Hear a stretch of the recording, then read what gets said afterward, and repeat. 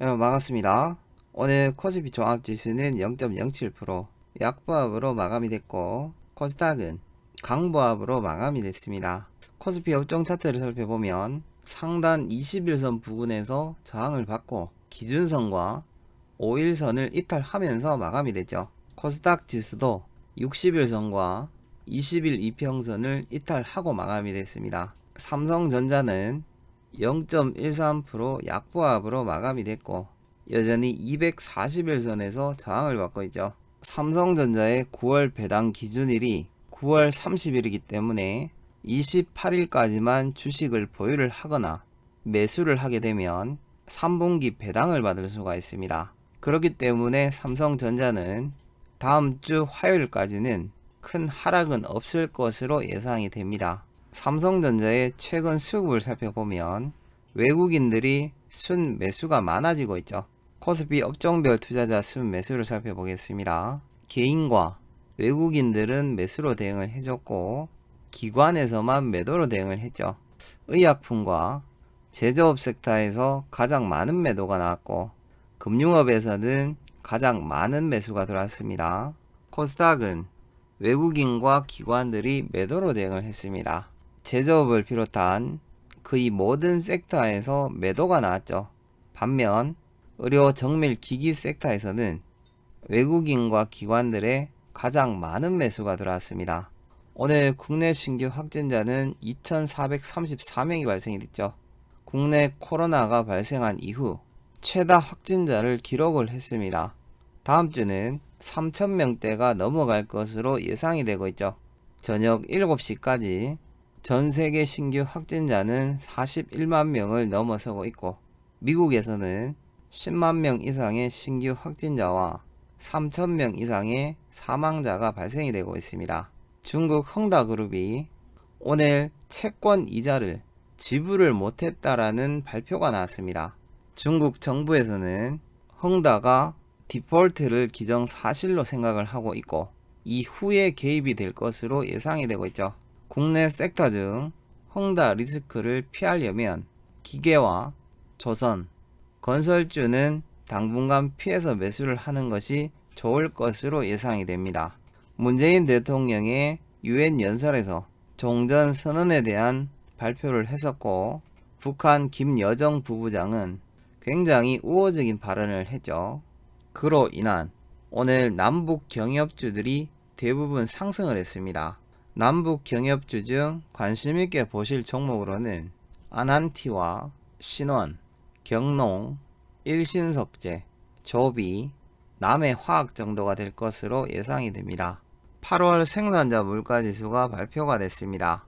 역대 최고치를 기록을 했고 10개월 연속으로 상승을 이어가고 있죠.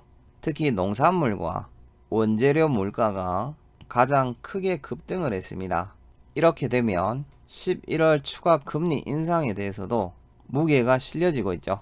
한국은행에 따르면 2030의 가계부채 증가율이 2분기에만 12.8%가 증가가 됐다라는 발표가 나왔습니다.